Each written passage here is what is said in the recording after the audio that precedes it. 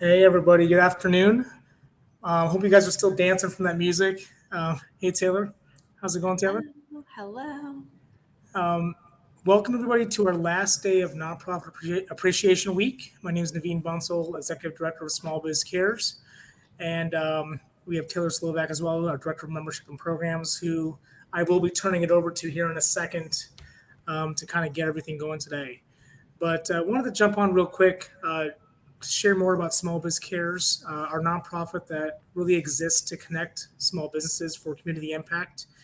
And wanted to share also Nonprofit Week, which is our second year in existence, where we've basically brought together nonprofits across our community to share their insights, education, and ways to get involved with those out there watching here live and also on recording. So, want to thank all the panelists all week. We've had this is our fourth panel of the week. I want to thank all of our partners and sponsors, which Taylor will get into here in a second, for their support of the week. But I want to close out by just sharing, Small Biz Cares. We are a young nonprofit. We're really looking for more and more businesses and partners to get involved. And so, if you're a small business owner, professional, you work in a nonprofit, or you just want to collaborate to do good in our community, definitely reach out to Taylor or myself to get more involved with Small Biz Cares, because we know that just like all the folks on this panel today and all the folks in our community doing good, that when we collaborate and do good together, we can make a much bigger difference. So that's my closing message. Enjoyed the panel today. We're going to also, in addition to the folks that are on here live, we're also going to be able to record these sessions and publish them afterwards. And so for those that missed it and can't jump on today, you'll be able to get this great content later on. And I'll say for me, seeing everything all week, it's been really awesome to hear a lot of the things that are happening in the community around different initiatives and different causes. And so, for me, I think as we set out our plan for 2022 for Small Biz Cares, all this information and knowledge really helps us develop some of the things that we want to get accomplished to support these nonprofits that are on these panels. So thanks again to everybody that's been involved in the week. Taylor will be able to call us out here in a second. I'm going to throw it over to her, and then we'll get the panel going. All right. Thanks a lot. I'm going to sign off. See ya. Hello, everyone. As Naveen said, my name is Taylor Slovak. I am the Director of Membership and Programs with Small Biz Cares. I recently joined our organization a few months back and moved from Texas. So I'm so excited to really have this opportunity to get to know a lot of our nonprofit leaders in the community, as well as our attendees, those of you who really care and want to help make a difference in our community. So I want to go ahead and start off by thanking our sponsors for Nonprofit Week.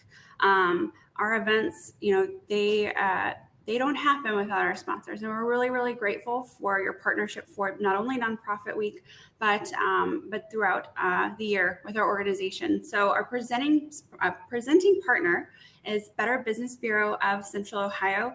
Thank you for your continued partnership and everything that you do for Small Biz Cares and for small businesses as well as our nonprofits.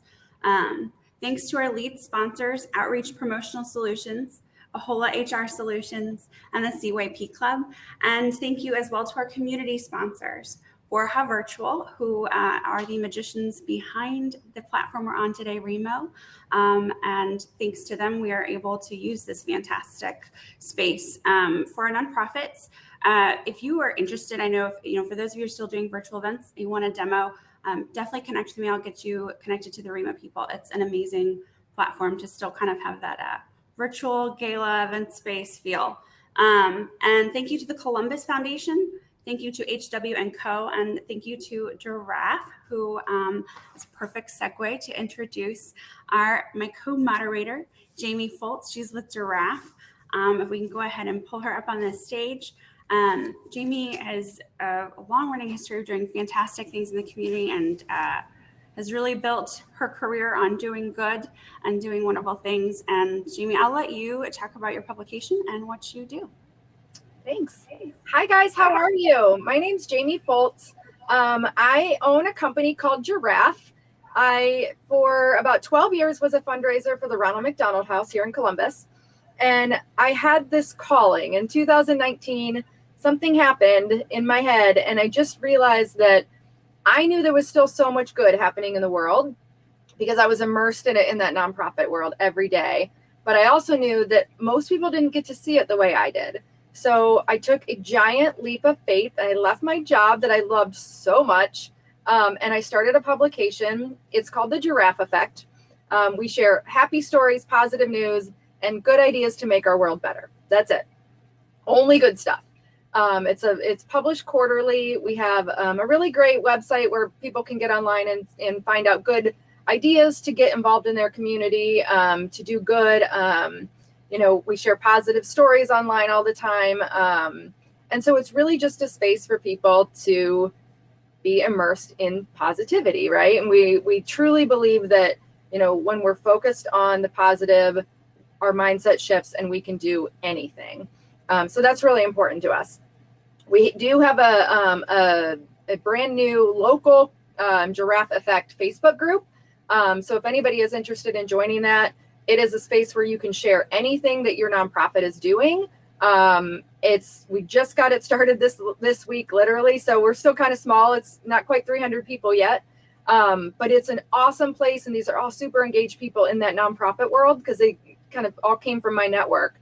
And so it's a really cool place where you can, share what's going on. And if you need help, if you need volunteers, if you have an event coming up and you want people to attend, share it there. And hopefully we can help get you some more activity. We just want to help nonprofits do as much good as they possibly can and give you the space to do it. So I welcome you to join. I would love to have you. And I hope that you'll share as much good and positive, positive stories that are happening within your organizations too.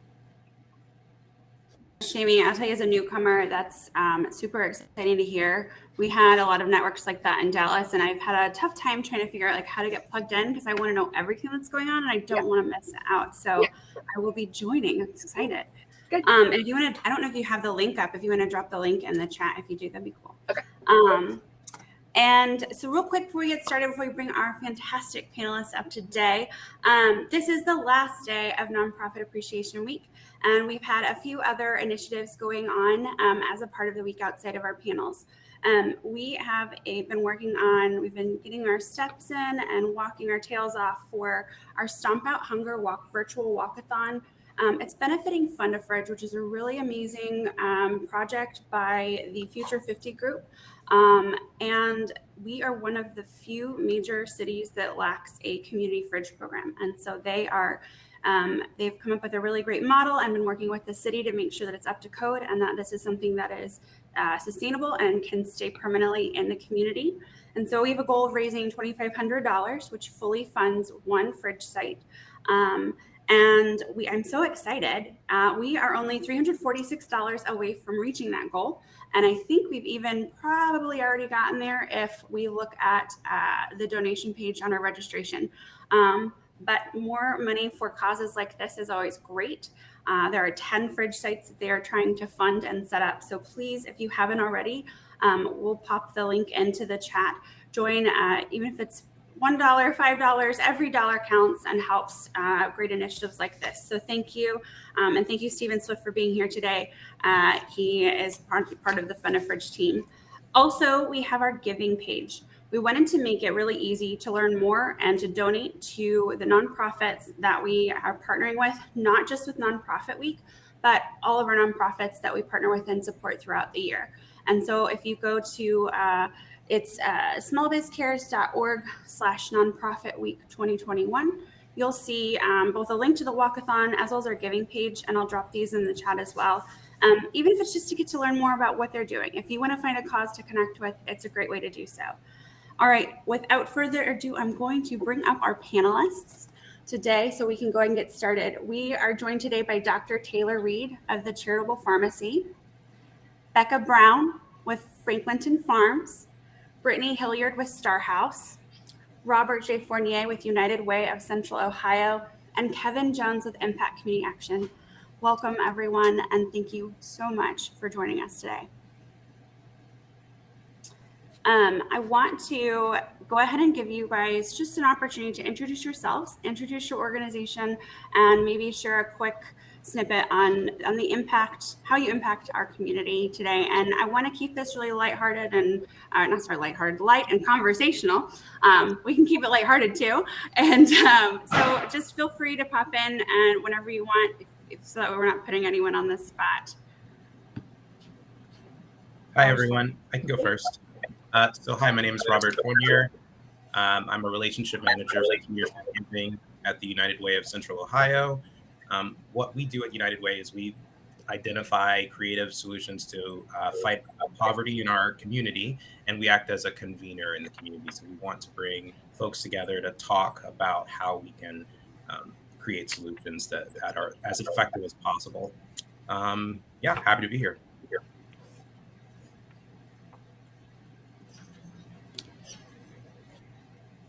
How you doing, everybody? My name is Kevin Jones. I'm the Engagement and Advocacy Manager here at Impact Community Action, the community action agency for Franklin County, Ohio. And our mission is to fight poverty by providing hope, inspiring help, and real opportunities for self-sufficiency. And so we're really excited to be a part of the conversation today and kind of talk about what we do and how we're being impactful, no pun on the word, here in Central Ohio.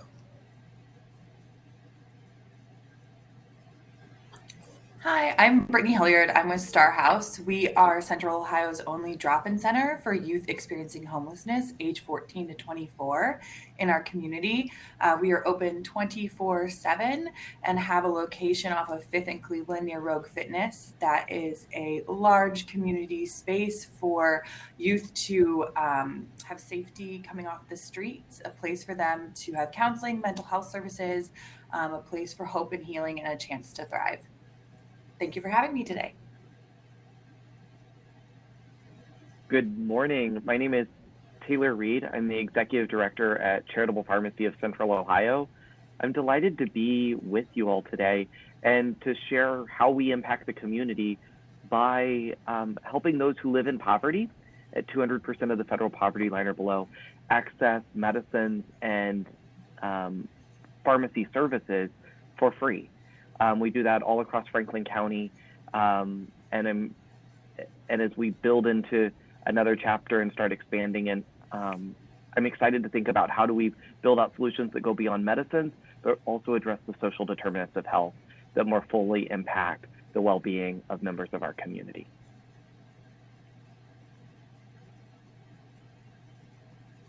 Hi, everyone. My name is Becca Brown. I'm one of the co-executive directors at Franklinton Farms. We're here on the west side. We're an urban farm and environmental education organization that grows and shares, creates beauty and builds community here in Franklinton. My cat is playing with paper behind me. I'm sorry if you can hear that. I'll remedy it in a moment. And so, so that's our mission. We're looking to create that honors community, is accessible to everyone.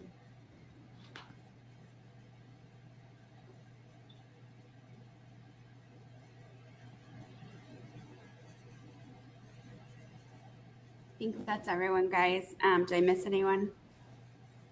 Awesome. Real quick before I kick it off to Jamie, I just want to, for our participants, if you guys have any questions for our panelists at all, please feel free to drop them into the chat. So you'll see on the right-hand panel, it says chat. There's something that says Q&A. Please drop your question there so we don't lose it in the chat, and take the opportunity throughout this to go ahead and connect with one another, and let's make this as engaging as possible. So thank you so much. And Jamie, I will let you kick us off with our first question. Hi, guys. I'm so excited to talk to you today. I've got lots of questions. But first, let me ask, and whoever wants to jump in first, I can call on you if you want. But so we know that the overall need and struggle has increased exponentially in the last 18 months, right? Can you speak to a new or major challenge facing the community in terms of your specific cause? Brittany, do you want to start? Absolutely. So in the last 18 months, there's a few things that have been going on. So with Star House, we've had an eviction moratorium that has allowed a lot of our youth to stay in their homes, a lot of families in general. There's been a lot of CARES Act funding and support to help with rental assistance, allowing people to stay in their homes. That's recently been lifted. That actually allowed us to not see as many people at our drop-in center, which was great to have the eviction moratorium in place for a lot of people who needed that during that time when people were not working and maybe still not working right now. So having that lifted has shown an interesting small increase, not a huge increase. I think we thought this would be in flooding of people, but there is a lot of emergency rental assistance out there. I know Impact is part of that. So that has helped. So I think we've seen that. And part of Star House is we want to make sure that our youth, we were noticing this kind of, oh my gosh, I can't even think of the term right now, but back and forth of getting homeless. They'd get a house, but then they couldn't keep a house or rent, eviction, things like that. So we're in Franklinton with Finance Fund and CMHA. We've created Carol Stewart Village. I'm sure we work with Becca all the time over there with the farm. And we've got 62 efficiency apartments that we just opened about a year ago with Finance Fund and CMHA, and we have about 55 residents there. So these are supportive housing, very dorm-like, 200 square feet, on-site services, counseling, mental health, physical health. We have all the resources, a food pantry that our youth might need from 18 to 24, and they're able to stay there for that period at a portion of their income. So that is kind of our new initiative that's addressing housing in our community and addressing that kind of eviction and concern that's going on. That's incredible. You guys are doing a lot. Oh, thank you. Yeah. We try. So that kind of ties into Kevin. I know Kevin and I were chatting a little bit earlier. You want to jump in there, Kevin, and tell a little bit about what, some of the challenges that you guys are facing? Yeah, absolutely. So when people think of Impact, they think of the one-stop shop for crisis support. And what we've seen in the past 24 months is that we have really been that place of comfort and relief, especially when we're thinking about evictions and housing stabilization.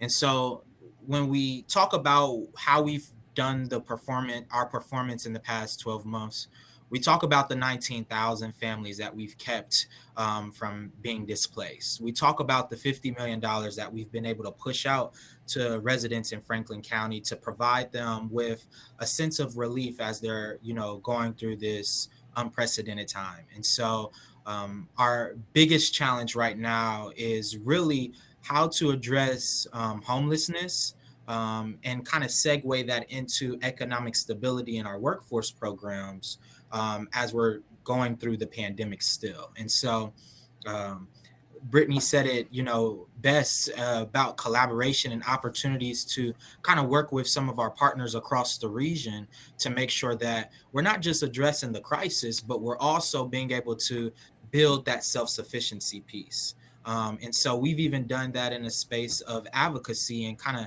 expanding on our relationships in local, state, and federal government. That's incredible. 19,000 families you've saved from homelessness. And the numbers are just going to continuously grow.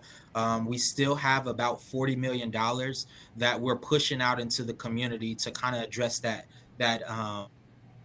eviction and rental issue that we're having since the start of the pandemic. And what really affected us was that here in Franklin County, federal judges denied the eviction moratorium extension. And so, where we're looking across the country and other agencies and regions of the country are like, hey, we have a little bit wiggle room. We didn't have that here in Franklin County. In Franklin County, we had to continue to address the issue and concern and make sure that we're providing the services and support that the community needs. Wow, that's incredible. Excellent work. Shit. All right, how about you, Taylor? You want to go? Absolutely, Jamie. At Charitable Pharmacy, we, like everybody else, have been impacted and seen the realities that the pandemic has created these last 18 months. At the root, the pandemic is a healthcare crisis. And that means as healthcare providers, as pharmacists, social workers, and technicians, we've had to lead and be at the forefront of that process. Pre-pandemic, medicines were expensive. 1 in 3 families said they had trouble affording medicines. That's many of our seniors. That's many of our families that live at the margins. And we saw an unprecedented level of need show up at our doorstep in 2020. We filled more than 100,000 prescriptions for patients. And that's more than we'd ever done before. Almost double what we'd ever done before. And so as we move into 2021, we've had to think about sustainability, had to think about how do we keep going forward, delivering this mission in a way that we can truly get to where we want to go, which is not just helping people with medication, but the education around how to best use those tools so that they achieve their health outcomes, which is really what we want, is a healthier Franklin County community. To get there, we've opened a second location, what I think of as our first spoke, out in the Linden neighborhood. And that's where I am right now. The old Eagle Market that was on Cleveland Avenue had not become a healthy space in the community. A few years ago, the city was able to condemn that. With a lot of partnership and support, we've been able to revitalize it. And on the Cleveland Avenue corridor in Linden, we have added a pharmacy and a fresh food market, where under one roof, we're trying to build out a healthcare hub where this community can come and get all the resources they need to be healthy. It takes a lot of partnership to make that happen, but I believe that the future is not about innovation, but rather about collaboration, tying into something Kevin said there. And so we are partnering with Community Development for All People and their All People's Fresh Food Market, where we can get free fresh food for all of the patients that come to the pharmacy and meet the income qualification of 200% of the federal poverty line. We know that a lot of folks have fallen into that bin because of the pandemic, and I think that's what's driving some of this need, but it's going to take building these collaborative solutions, and we've just gotten started doing so. That's incredible. And when you talk about, like having a healthy life, right? It goes so far beyond, and the foods that you put in your body play just as important role as the medicine, and I think that's really important that you're addressing it. And I love that you're collaborating with other organizations. For me, that, as a publisher that's trying to help nonprofits do good and get their word out, I love when I see nonprofits working together to do more good in their community. So you can just do so much more. I love that. That's excellent. That kind of leads into Becca with Franklinton Farms and some of the initiatives you guys are working on. You want to talk a little bit? Absolutely. Yeah, I was thinking the same. We are extremely partnership heavy. As Brittany mentioned, we worked with Carroll Stewart Village this year. Some of their young adults were part of our restorative gardening program for young adults in the spring. Right now, and I want to stick to the question, but also like just highlighting the partnerships are extensive. We work a lot with Gladden Community House. We work with Dowd. We work with Lower Lights Ministries Recovery Program. So the needs that's become heightened over the last 18 months is the need to be outside, where people can come together, but outside, because we know that it's safer inside. And also, having learned people outside and create space for individuals to feel comfortable. A lot of individuals who have grown up in the city have never had experience in wild spaces. And so here at Franklinton Farms, we tend and cultivate a learning garden that's here in the central part of Franklinton. It's a third of an acre, has multiple high tunnels, a pavilion, trees, prolific rows of berry bushes that produce multiple times a year, native plants, medicinal plants in that space, logs with snakes under them and roly-poly bugs, and opportunities for people of all ages. We're serving people ages to 83 in our learning garden. Come and join us at the learning garden to grow food, to cook food, to explore natural spaces, and it's just this delightful place. And we do that in large part through partnerships with organizations. So, for example, Gladden Community House has a preschool program that they run year round. Those preschoolers join us in the learning garden every week. They also every once in a while come. Then they come for like formal garden and education with a focus on abilities. She even leads the mindfulness exercises in that outdoor space. And they come year round. They plant their own food. They make snacks together. And then Gladden seniors also come and join us in the learning garden. And then they also walk down a block away from that to our UPIC community garden, where they pick food that they're excited about, and that we tend the garden for them. Come in and grab whatever they want, and that's available to all community members. So in addition to outdoor spaces to gather, we've hosted a couple festivals for people to come together in a safe way and enjoy community across socioeconomic boundaries here in Franklinton, across racial and ethnic boundaries here in Franklinton. We also know that people are trying to get a hold of food ways, especially at the beginning of the pandemic. People were really nervous to go to grocery stores. And so we launched our online store. The Farms runs a social enterprise. So we sell our produce at full price, like at the Worthington Farmers Market, and to neighbors who can afford it here in Franklinton. We also offer our food access prices that are 75% off for people on SNAP. So someone can use their SNAP card, pay $5 for 20. We also offer half off prices for our, because of online store, and have seen people take advantage of that. They can come and do a contactless pickup for those veggies. We did also have an iteration of a free fridge, a community fridge that's now located not on our property because it was residential. So it's on a different location.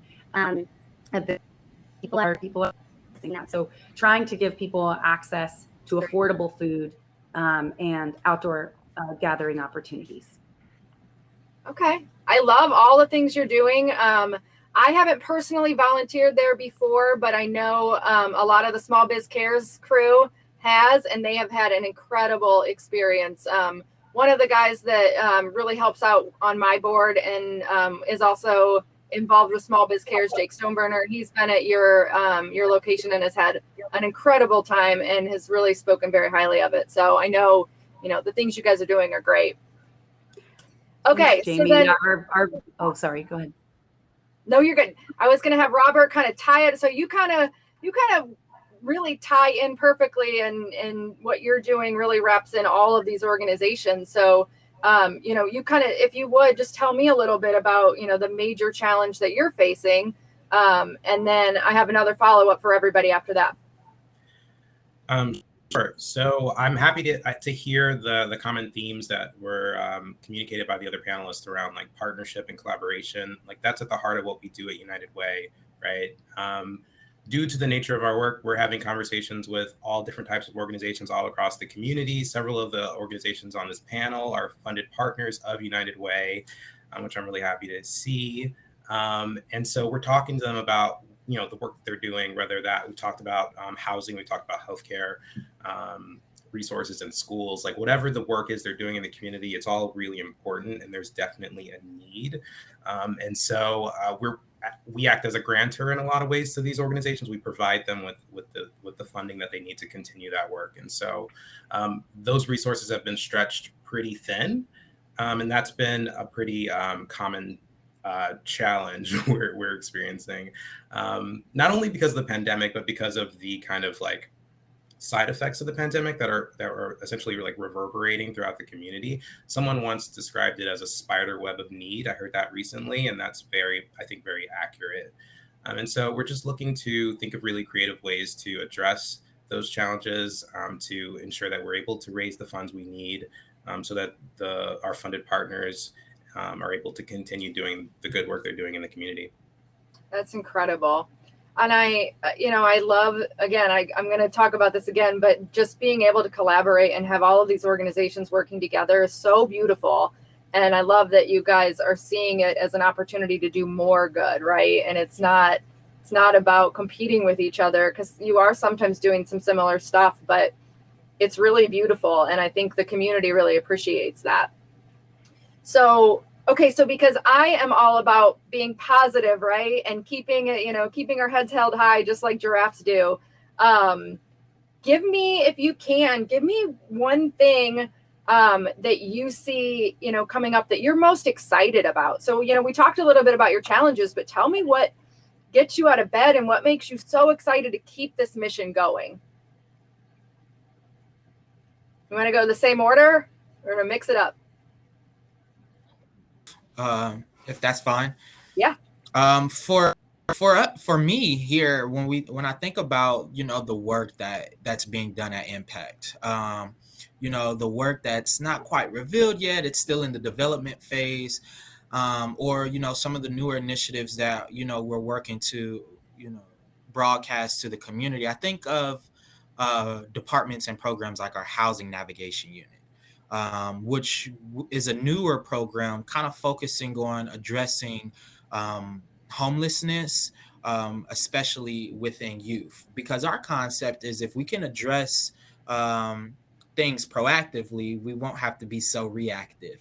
And that's what we're seeing is happening in a vast majority in the community.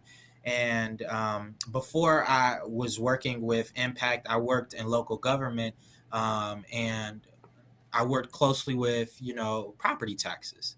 And so, as we know, property taxes sometimes can be expensive, especially when we think about our elderly community. And, the elderly who, once paid off their mortgage for 30 years, and then we have $1,000 balances from things like property taxes that would potentially cause them to lose the home that they had created generations in, lose the home that they've paid off for decades. And so here at Impact, we're beginning to have conversations to roll out in the start of the new year a property tax payment program as well. And so these two programs really helping us address homelessness and displacement from multiple facets of generations is really something that gets me up every day and says, hey, I appreciate the work that we're doing here at Impact, not just preventing evictions, but also continuing to build and expand on our desire for increasing the wage wealth gap inside of Central Ohio, and creating real memories and stories for families to be self-sufficient. So I think that's what it is for me. And I'm excited to hear about everyone else's as well. Well, I love that. And I think, addressing some different things and trying to be innovative in some of your solutions with property taxes, that's really unique. And I like that, that's something that's getting you excited to be able to, make that impact, and keeping people in their family homes is really beautiful. So I love that. All right, who's next? Brittany? I can go. Yeah. Thanks, Kevin. I was like, I need to think about this question for a second. So the biggest thing obviously is Carol Stewart Village that we do have in Franklinton. It's been there for a year, but kind of in the future and kind of long-term goals for Star House. Right now, we really are looking at, we have one large drop-in center that, again, I said was on Cleveland and Fifth. But we really are looking at different communities in our neighborhood and rural and suburbs. So how does youth experiencing homelessness look like in Westerville, Worthington, Delaware, Marysville? we are located downtown. Youth can get to us through our outreach programs, through food pantries, other shelters, our partners in the community, like you've heard here. But again, you still have to get to us. So how can we find almost like a minute clinic in a store type thing? There's a ton of buildings that aren't being used right now because everyone's working from home and probably will so for a while. So is there a place that we can get to, south of Columbus, Parsons Avenue, or in North Linden, or kind of a micro space, not our large hub that's 14,000 square feet, but somewhere that has, a small kitchenette, a place for a shower, maybe laundry, and a place for people to rest, our youth to rest. It's the biggest thing they need, because we know that youth experiencing homelessness is not just a Columbus problem. We know that through our research baseline, there's 3,000 youth every year that are experiencing homelessness, up to 9,000 every year in just our community. And we know that that's all over the country as well. So we're working on creating these micro drop-in centers, really just trying to find research on what communities we should go to first. Westerville's reached out, other local communities. But yes, homelessness exists even in the suburbs. Our youth are really good at hiding. They want to hide. They want to blend in. So, finding those college campuses, spaces that they can get a backpack, look like they're a college kid, even though they might be sleeping on a park bench, they might be in a tent community, they also might be in their car or a friend's house. Couch surfing is homelessness. Like that is, yes, you might have a roof over your head, but you don't know, it's not secure, it's not safe sometimes. So trying to find those spaces where those youth are in our community is what we're working on for the future right now. Yeah, and I like that, and bringing those spaces to the people where they are. I think that's really important, because you want to try to bridge, any barrier, right, to them being, in a safe space. And so I think there are probably so many organizations and companies in town that would be able to help, in those different communities. So I love that you're working towards that. All right, who's next? I'll take. Instead of naming a program, Jamie, I think what gets me most excited right now is what the pandemic has highlighted. And that's that we're all in this together.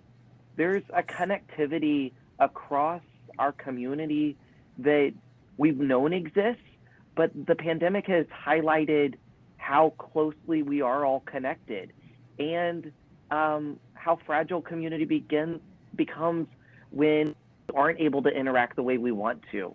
And so what gets me excited is the ability that Charitable Pharmacy has to help deliver health to people, which may be our greatest wealth.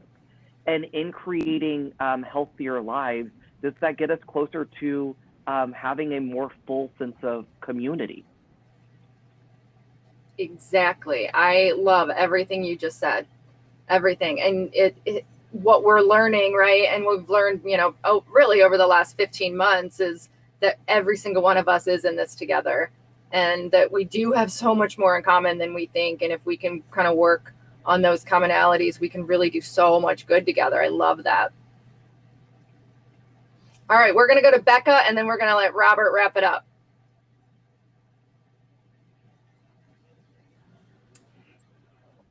I think one of the things I'm really excited about that we launched this year is our young adult restorative gardening and our apprenticeship program. So I mentioned that earlier, that partnership with Carol Stewart Village. We're also working in partnership with 2 local high schools to offer, right now with 1, but we'll expand to 2, to offer a 8-week long apprenticeship program where we bring teens or young people onto the farm 3 days a week, 4 hours a day, to learn to grow their own food, to grow food in a farm like for production, to cook food and fresh produce, and then also skills. And we partner with Integrated Services for Behavioral Health to provide therapy to our participants as well in that programming. So it really develops life skills as well as job skills development. We just finished our apprenticeship yesterday, and the 3 young men who were talking about how impactful their time with us was, and just feeling accepted, feeling loved, feeling supported by the Franklinton Farm staff and community. That just so delightful. I have 4 kids, and I had my baby with me, my 3-month-old, and one of the apprentices saw my baby and just right. And just that sense in the community with the farm, these young people, I'm excited to see where it goes for them, and to continue to offer that to more people. Yeah, that's really unique, in that you're giving people these, not just, a unique experience, but you're also teaching them something that, they can take throughout their life, right? And help them in so many different ways, just beyond what, your actual product, right? Like, there's so much more to what you're doing. And I think that's really unique, and I love it. Mm-hmm. Yeah. All right, Robert, you get to wrap it up. You get to kind of tie it all together with, what you are most excited about going forward. What's getting you out of bed in the morning, and what are you really passionate about that United Way is going to be able to do in the next year ahead? So I'm actually going to shift the focus a little bit from programming to fundraising. I'm a fundraiser, right? That's my role. I manage relationships with our leadership giving group. And so we're currently in the process of it's kind of an evolution of our leadership giving program. I'm really excited about it. So I like to use myself as an example. I am under 45.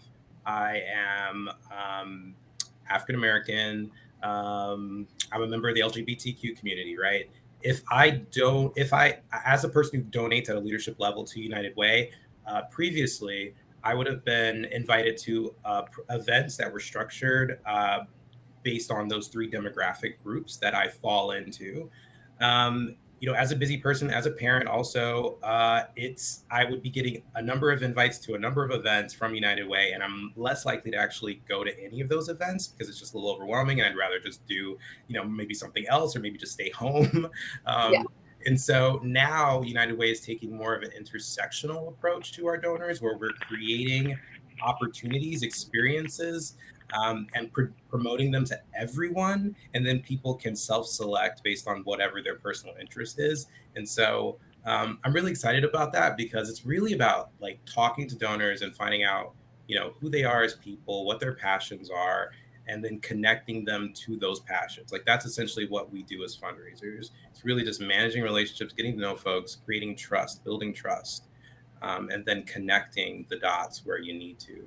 And so I'm excited. I think that this is going to be a way for us to develop relationships that aren't as dependent on our relationship with the corporation they work for, whatever the organization is that they work for. It's really just that one-on-one, me specifically talking to that person about who they are, what they're interested in, and then creating these really interesting experiences that they can engage in, and ultimately grow closer to United Way as a result. I love that. I'm a fundraiser at heart too. I publish a magazine, but in my mind, I'm always going to be a fundraiser. That's my background and what I love.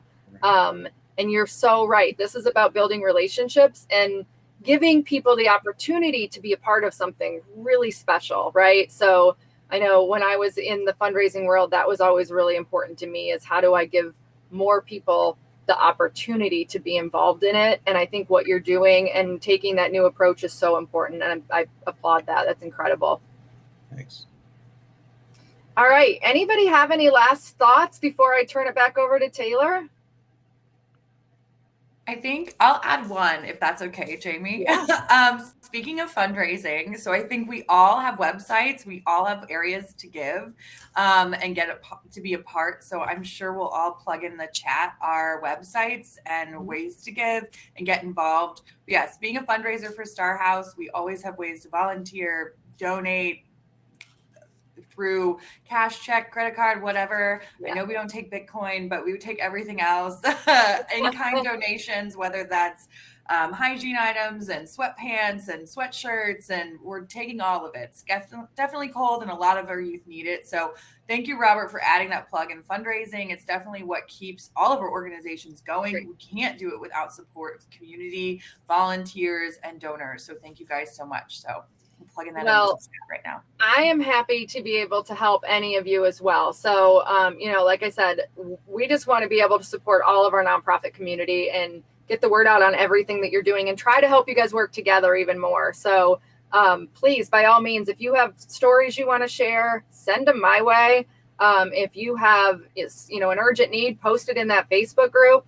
We want to do everything we can to help you. And I know Small Biz Cares is in that same realm. They want to do everything they can to really help our nonprofit community. They're really focused on, giving business owners the chance to be a part of something, that you wouldn't normally get if you own a small business, right? Larger companies are able to do a lot more. But when these small business owners come together, they can do a lot too. And so I love what Small Biz Cares is doing there. And I want to be able to support all of you guys in what you're doing. So please, send me more stories and tell me what you need, and let's help you. Thanks so much, guys. I think I wish we had more time because I have so many questions for each of you, actually. But I want to think in terms of fundraising. I'm glad you brought it up. Thank you for dropping your links in.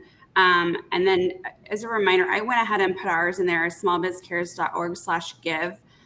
You'll see all of these nonprofits there. We have both a link just to learn more about the nonprofit and a separate link to directly donate. You just click and it goes straight to their donation page. So be sure to check that out. You guys are really fantastic because my next question was initially, let's talk about an initiative or project that you've accomplished or working on, but you have already talked about so much of that. So let's shift it a little bit and maybe talk about a need that's not being addressed, or a way that folks can get involved and support what you're doing, whether they're a small business or if it's just an individual who wants to volunteer or get involved and support what you're doing. Let's see, Brittany, and I'll kick it off with you. And you mentioned things that you need, and that's a great opportunity for us to share. We are about to put out our December collection drive.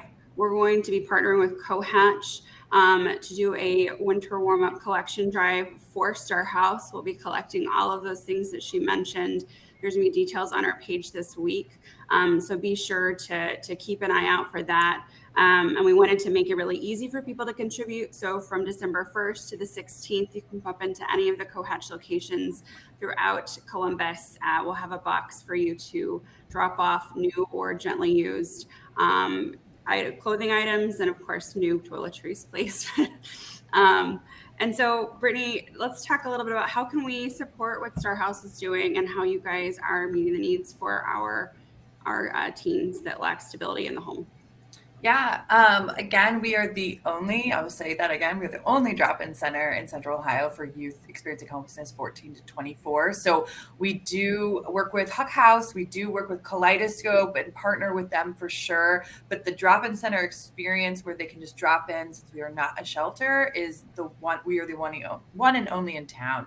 So we definitely need always in-kind items. So right now it's cold. We need sweatpants, pants, leggings, all adult sizes, sweatshirts, zip-up hoodies, anything that might be in, gently used items, new, is definitely helpful. So please kind of go into your closet. We always need new toothbrushes, toothpaste, travel soap, shampoo if you're traveling or starting to travel. If you're going home for the holidays and want to do something different for your family for Christmas and want to do a donation drive, or your church or a synagogue or wherever you have a community of people that want to donate, I'm happy to kind of collaborate with you guys on ideas on how to do a donation drive. We've had Socktober with some local schools. Socks are always needed, but definitely right now it's blankets, sweatpants, pants, and hoodies. So we definitely need those for right now. Volunteering is huge as well. We just reopened our in-person volunteering. We have a warehouse at our drop-in center that is 6,000 square feet where we need volunteers to come and just help sort through our items. We have donations that come to our office, Monday through Friday between 10 and 2, you can drop them off. But then we need volunteers to kind of go through them and figure out, we want to make sure our frontline staff can get to the warehouse, pick out something for our youth and get it to them so they're not away from the floor with our youth. So we need to organize them and get them into bins and, this large warehouse space. So if you want to volunteer, please reach out to me. If you want to donate, whatever you want to do. And if, hey, you just want to donate $5, $10 a month, we definitely have options for that as well, since it goes super far. So those are the best things I've got so far. And if you have questions, I'm sure there will be a question and answer section as well. And I really appreciate what you guys do. I think it is absolutely huge and vital to have a drop-in center. As a teen who experienced homelessness myself, I remember getting my best Christmas present was suitcases from a friend. Having a place that, isn't a long-term solution, but just a right now solution is so, so important. So thank you for what you guys do, truly. Kevin, I know you guys when we talked, you were able to secure some of that funding during COVID, and you've been working really hard to get that out to, to the community in need. What is, what's a need that you guys are still facing? How can we support it? How can we get involved and impact? Absolutely. And thank you, Brittany, for sharing that. Being familiar with the work that Start House does, you guys are so vital to the community, as is everyone on the call. And so for us, we're really working to kind of address that workforce development piece. And so right now we're about to launch our capital campaign. And our capital campaign is really going to be able to focus on some of these programs that's building the self-sufficiency aspect and shifting from the crisis support. Yes, we'll still do the crisis support, but really addressing the self-sufficiency aspect. We have stories of people who once were making, all but $7 an hour to making $50,000 a year going through our Roads to Work program. We have, participants who previously were incarcerated and now going through our reentry program, building self-sufficiency personally and professionally, and, being able to be a part of a program that performs almost double the national average. And so as we look toward 2022, as we look toward our capital campaign, really being able to support us as we build out these self-sufficiency programs inside of workforce development. And so we're working to revamp our cafeteria space so that we can launch a opportunity for small business owners who are chefs or have businesses to come to our campus and provide meals to the community, but then also so that they can also get some work, so to speak, but then also to launch a entrepreneurial program in that aspect around the food industry. And then when we look at our youth services program, we're launching 2 new programs around content creation, investment, and financial literacy. And so really being able to tackle the youth so that they can begin to build some wealth inside of their households as they look for 10, 15, 20 years from the age that they're coming into our programs. And so, those are different programs that we're really working to address in ways that you can support as a community. And if you're looking to get engaged in the volunteer aspect, we have many opportunities in that space. As a nonprofit, we love volunteers, and volunteers are the heartbeat of our organization. And so I'll drop a link that folks can get engaged and reach out to us, but then also stay in the loop. We'll be releasing our December newsletter in a matter of 2 weeks. We recently released our November one, but they'll talk about different opportunities that we have on that impact. And one of the most important that I think that people can be a part of is our Women in Line Work program with AEP. I don't know if everyone got a chance to catch 10 TV yesterday or Good Day Columbus, but women in line work, a field where there's not a lot of women working in because it's a male dominant space, but we want to be able to provide equitable access and opportunity to not just resources, but those opportunities in the community, especially here in Franklin County. And so we encourage you to get engaged, not just with our programs, but also with volunteer opportunities. And as Brittany said, you have to mention, as a nonprofit, every dollar counts, every cent counts, and it goes toward really building opportunities for the community, especially when we're thinking about the work that we're doing here at Impact.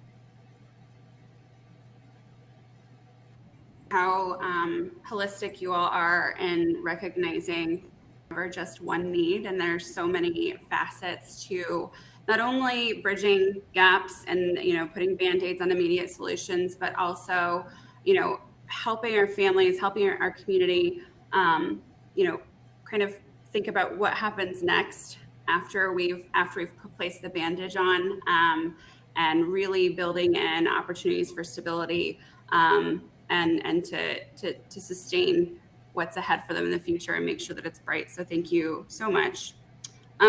Robert, I want to, United Way, I have to say, the start of the pandemic, I was working for the city in Dallas, and I kind of think of United Way as like the great connector. You guys have always been this wonderful anchor in the needs aspect of nonprofit world.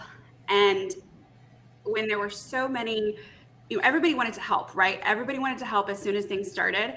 And there was so much information out there. I really saw United Way as just this incredible resource where you could go. Not only did you all, have everything together and were able to connect people with the right place, but I remember calling United Way, and they knew exactly what programs our people needed and what program didn't maybe necessarily align with those needs. So thank you for always being a great connector here. I would love to hear about, obviously we know fundraising is huge. Is there any other way that we can support United Way and everything that you guys are doing? Yeah, I appreciate your comments, Taylor. I mean, that's basically what we're all about is connecting the dots. That's how I used to describe it when I was speaking to folks about our work. I think one of the best ways to get involved that's coming up would be Giving Tuesday. I'm sure all of our organizations are going to be fundraising for that day. It's November 30th. So please donate to all of these wonderful organizations if you can.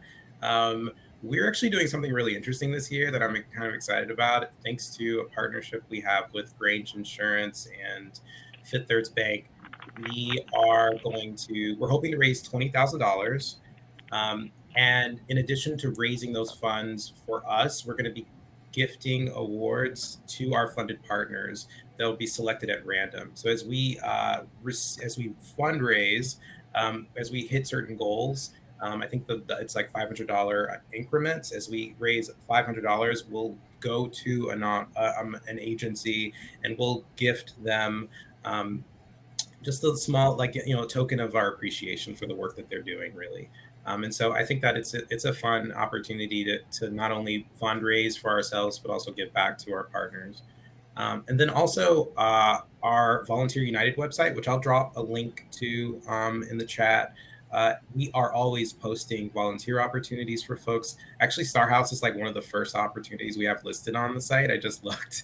And so, and it's an ongoing one. There are a number of ongoing opportunities. And of course, there's going to be a bunch throughout the holiday season. So if you have any time, we would love to have folks come on in and help out where there's a need. Thanks, Robert. Dr. Reed, I am so excited to go visit the new site. I remember when it came out in the press, we were really thrilled and surprised to find out that this resource exists. So share, how can we, so I think everybody's like, well, we're going to donate medicine. And I know we don't do that, right? I think that's a common misconception. Right. When we So instead of donating your medications or your medical supplies, how can we support you as individuals, and how can small businesses support you? Excellent, Taylor. First, I want to say thank you for sharing your story. Stories have power, and I really applaud you for speaking truth to that power. You steered that question exactly the way I wanted to.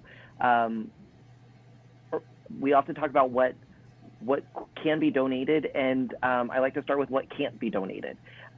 You cannot reach into your medicine cabinet and pull out pill bottles or bundle them up and bring them to me at the pharmacy.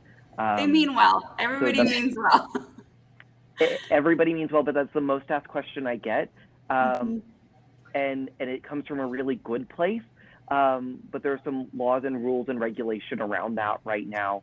I think there's room for some changes there, but that's a slow process. And at the heart of medicine and healthcare, we also have to think about safety. And so it's a careful balancing act. But let's talk about what you can do. Of course, individuals can give of their time. We do have volunteer opportunities.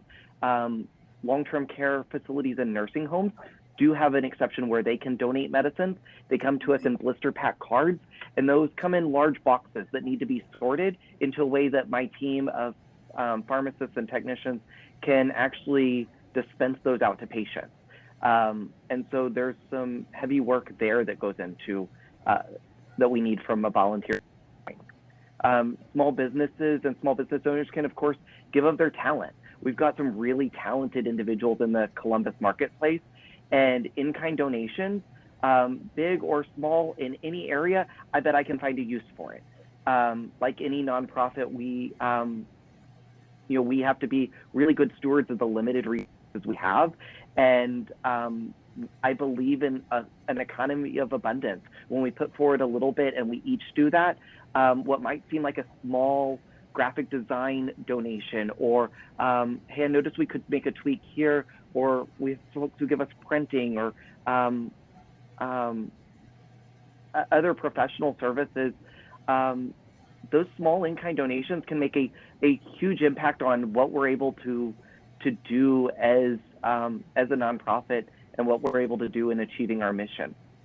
Of course, you can donate of your treasure, whether that's from the business itself or crowd raising amongst those who come through your small business.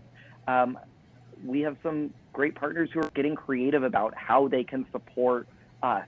And then the last thing I'll say is to embrace the conversation and raise awareness. You can do that by subscribing to our newsletter and passively receiving that on a regular basis, to posting that and sharing that across your networks. But I think the pandemic has highlighted how much health is our greatest wealth. Without it, we don't have much. And unfortunately, in the healthcare space, there's an equity problem. There's an access problem. There's an affordability problem. Talk about it. If we don't raise that awareness, that it affects every corner of Franklin County. It is not just in Linden. It is not just down at the on the south side at the where we're at in our Livingston Church, but it affects every zip code across Franklin County. 1 in 3 families here said they couldn't afford their medicine. I don't have the data, but I would think that number is higher now. And so I think there's a lot that our small business community of change makers can do, just from engaging that conversation, raising awareness, and helping connect folks who may have a need that don't know that something like this exists. Absolutely. Absolutely. Thank you so much. And last but not certainly least, Becca, you all have been a really great partner. We talked about, I think earlier, the need for outside spaces that we maybe didn't anticipate, but we saw was a very big situation during COVID. And that's why, volunteering and having our community service days with Franklinton Farms has been so wonderful. It was a great way for us to volunteer safely and make sure that we are still giving back as a small business community and that our members are still engaged. So thank you so much for that. Let's share how can folks get involved with Franklinton Farms and support what you guys are doing? Yeah, Jody Kenny, our volunteer coordinator, had so much about Small Biz Cares, and while she couldn't be with you all today, she was like, "Someone has." So here I am. So obviously, volunteering, farm, garden, and do education programming, provide produce around. So it's cold, we still work outside. So everyone is welcome to continue to volunteer with us. We do small groups we can do corporate groups, we can do small business groups, we can do individuals. As I mentioned, we run a social enterprise. Anyone on this call can purchase our produce, and that supports the mission.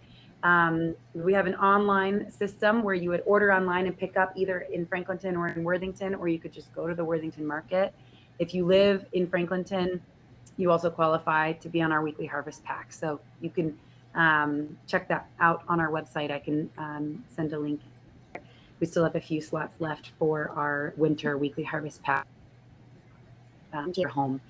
In terms of, I will also send a link to sign up for our newsletter. There's just stuff coming out in December through that related to our year-end giving. Beyond general giving, though, in terms of fundraising and what we're looking to do next, we are, I think, the smallest organization on this call, and we're I as a part-time executive director, my partner is the other part-time executive director. I'm also essentially our development director, and so we're actually fundraising right now to hire a development director part-time. And so we're $5,000 into our $20,000 ask for that. So if anyone is interested in capacity building, helping us get a development director will change my life, and it will also change capacity significantly. If anyone's interested in that, I'd be really excited to talk with you. Additionally, that would just, I forget what the additionally was. I'd be really excited to talk with you. So reach out to me, let me know if you're interested in if you know anyone who's looking for a job in development as well, so we could start job opportunity out to people who are interested.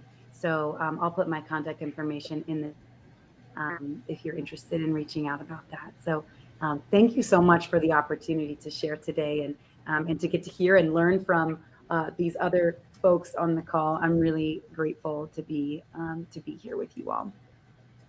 Absolutely, Becca. And I will say there's nothing like harvesting your own sweet potatoes and knowing it's going to feed, the community and your neighbors. So we love what you guys do. And I, thank you, everyone. I know we've gone a little bit over today, but I think it was a really important conversation. I learned a lot today. I hope everyone did too. So thank you to all of our nonprofits for what you're doing every day. Thank you for taking time out of your important days to be here and help spread the word on what you're doing and how we can all support you. I want to thank Jamie for being an awesome co-moderator today. Thank you for being here. Thanks for helping, bring awareness to all the wonderful opportunities and the wonderful networks and nonprofits that are, doing the good work in the community and making sure that no need goes unfilled. So thanks for constantly being a cheerleader for that in the public and helping other people do the same. And thanks to our Remo team for this week. You've put in a lot of time. We really appreciate it. This is the last panel of Nonprofit Week. I hope it has been as meaningful for everyone as it has for me. Hopefully next year we can do something in person, which would be fantastic, and a lot more engaging, give everyone a chance to really get to know your nonprofits. And, for anyone who missed other panels this week and wants to catch those, we are recording all of these. We'll be making sure that all of our sessions get out there to the community. So when you see that, please share it with everybody. And we're going to take the last 20 minutes. If you've got time, guys, we're going to pop back into conversation mode, which is where you see our tables. So if you are an attendee, hang out, please, if you want to chat one-on-one with any of our nonprofits and ask your questions, figure out how to get involved. It's a great opportunity to do so. So thank you guys so much again. And we look forward to working with you all in 2022.